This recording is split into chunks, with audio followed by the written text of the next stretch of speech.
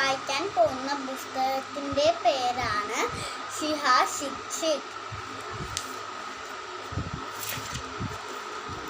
ശാന്തി ആശുപത്രിയിലാണ്. അവൾക്ക്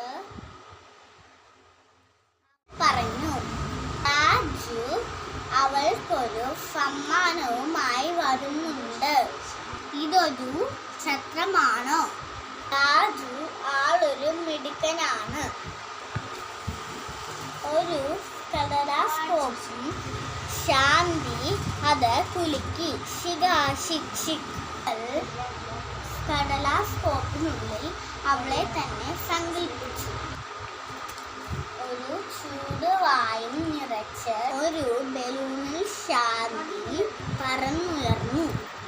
പക്ഷേ ഒരു പൊട്ടലും ചീറ്റലുമോടെ ഇടിയും മിന്നലും പൊടി പോലെ ബലൂൺ അതാ പാണ്ട്